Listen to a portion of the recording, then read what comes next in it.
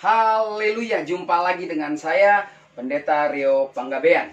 Hari ini, di waktu yang singkat, mungkin 10 menit ke depan, kita akan belajar bagian firman Tuhan. Dan saya memilih tema Higher Standard, atau standar yang tinggi. Orang Kristen itu punya standarnya. Dan saya percaya kita akan belajar hari ini di waktu yang singkat. Untuk itu mari kita berdoa. Bapa di dalam surga, kami mengucap syukur karena kami masih ada kesempatan untuk membaca, mendengar, belajar akan firman Tuhan. Oleh karena itu, hamba berdoa untuk hambamu, untuk semua yang sedang menyaksikan tayangan ini, kiranya semua diberkati. Bicaralah dengan bahasa yang sangat sederhana, sehingga kami sungguh-sungguh mengerti apa maksud isi hati Tuhan lewat kebenaran firman Tuhan. Dalam nama Tuhan Yesus, hambamu sudah berdoa dan mengucap syukur. Amin. Baik, kita akan bahas tema kita tadi, saya memilihnya dengan nama Higher Standard. Standar yang tinggi. Orang Kristen punya standar. Dan standar itu Tuhan Yesus sendiri yang kasih kepada kita. Lihat di dalam Alkitab yang terdapat pada kitab Matius pasal 5 ayat 20. Matius pasal 5 ayat 20 berkata, "Maka aku berkata kepadamu, jika hidup keagamaanmu tidak lebih benar daripada hidup keagamaan ahli-ahli Taurat dan orang-orang Farisi, sesungguhnya kamu tidak akan masuk ke dalam kerajaan surga." Haleluya. Standarnya luar biasa. Saudara dan saya harus lebih hebat. Dikatakan daripada ahli Taurat. Ahli Taurat adalah orang yang bekerja setiap hari menafsirkan kitab-kitab Taurat. Lalu membuat aturan-aturan tentang Taurat. Menjadi guru bagi anak-anak muda, anak-anak remaja, bahkan sejak kecil sampai besar. Jadi mereka orang yang sungguh-sungguh menguasai kulitnya, dalamnya dari hukum Taurat. Farisi dikatakan adalah orang-orang yang menganggap dirinya ahli dalam hal beragama. Kadang mereka menjadi orang yang suka menghakimi orang. Nah, dua tokoh ini, bahkan tambah Saduki atau kelompok-kelompok lainnya, Tuhan Yesus sangat mengasihi mereka. Tuhan Yesus senang kalau ketika Tuhan Yesus mengajar, mereka ikut mengamat-amati lalu mencari celah untuk menyalahkan Yesus. Tetapi justru disitulah Tuhan Yesus menunjukkan bahwa tidak ada celah untuk membuat dia jatuh lewat kesalahan-kesalahan. Dan sesungguhnya kehadiran mereka itu juga bisa menjadi kontrol untuk Tuhan Yesus juga lebih luar biasa lagi mengeluarkan statement atau memberikan pengajaran. Jadi kalau dalam hidup saudara ada orang yang jenisnya seperti ahli Taurat atau Farisi, justru saudara harus bersyukur. Karena kehadiran orang-orang itu mengontrol juga perjalanan hidup atau pertumbuhan level iman saudara. Mari kita akan belajar bagaimana agar engkau dan saya punya standar yang tinggi. Jawabannya cuma satu. Beranilah hidup berbeda di dunia ini. Nah, kita akan bahas bagaimana agar kita bisa hidup berbeda. Yang pertama, untuk bisa hidup berbeda, di dalam Markus pasal 1 ayat 15 dikatakan, "Waktunya telah genap. Kerajaan surga sudah dekat. Bertobatlah." Dikatakan lagi, "Dan percaya." Percayalah kepada Injil. Jadi yang pertama, kalau saudara mau berbeda dengan dunia, mari menjadi orang yang berani percaya. Berani percaya itu artinya saudara dan saya mengambil keputusan untuk mempercayakan diri kepada Kristus. Karena banyak orang percaya, tapi tidak berani ambil keputusan untuk percaya. Jadi jelas ya perbedaannya ketika orang percaya dengan orang yang berani mempercayakan dirinya itu berbeda. Nah, berani mempercayakan diri berarti harus berani berpegang pada Injil. Seperti yang terdapat di dalam Roma 1 ayat 16-17. Berani untuk percaya juga harus berani hidup di dalam kasih. Di dalam Efesus 5 ayat 1-2. Jadi yang pertama berani untuk percaya, maka akan membuat hidupmu berbeda.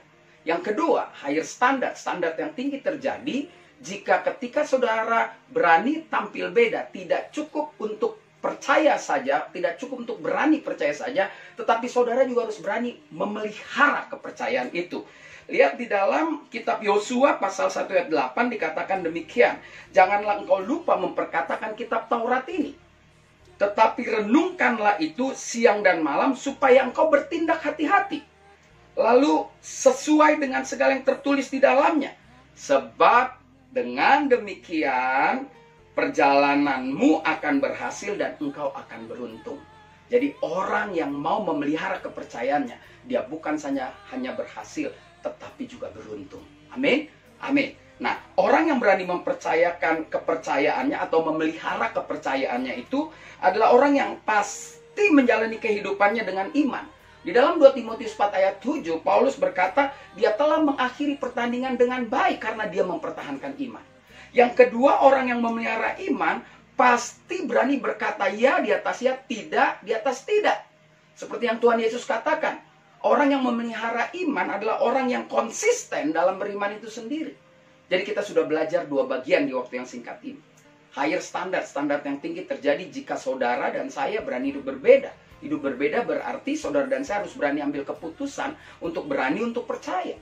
Yang kedua, tidak cukup untuk percaya, memelihara kepercayaan itu juga penting buat saudara dan saya. Jadi peliharalah iman saudara dan saya. Peliharalah keputusanmu yang untuk berani percaya dengan Tuhan. Bagian yang ketiga, saudara, bagian yang terakhir dikatakan orang nggak cukup juga cuma berani ambil keputusan untuk percaya dan memelihara.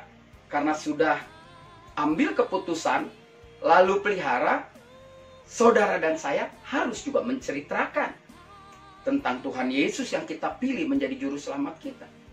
Di dalam ayat yang terkenal, Matius 28 ayat 18 sampai 20 berkata, Yesus mendekati mereka dan berkata, kepadaku, maksudnya ini Yesus, bukan ku saya, nanti saudara berdebat, apalagi pendeta-pendeta yang suka berdebat ya, dikatakan, kepadaku telah diberikan segala kuasa di surga dan di bumi.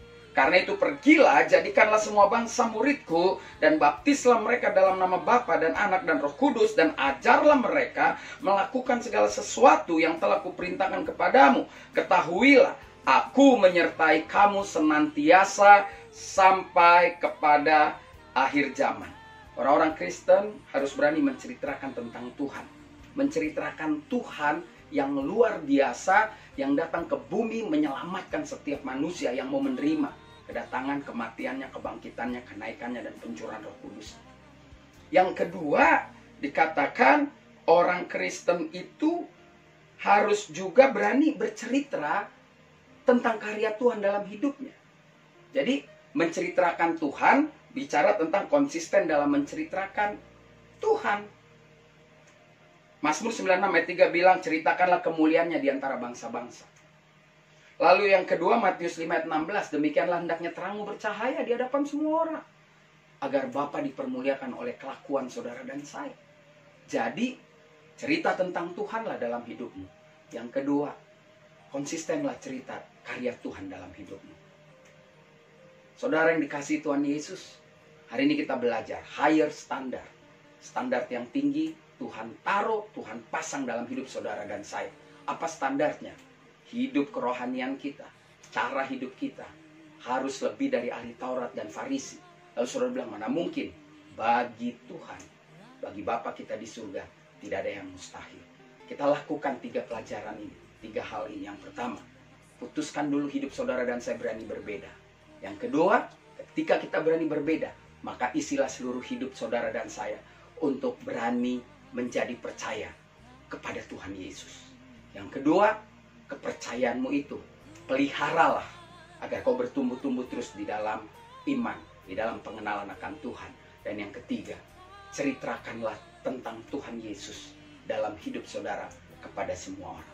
Saya percaya bagian perenungan singkat ini akan membawa saudara dalam sukacita yang besar jika saudara mau membuka hati, pikiran saudara untuk terus dimasuki kebenaran-kebenaran firman Tuhan. Saya Pendeta Rio Panggabean. Tuhan Yesus memberkati.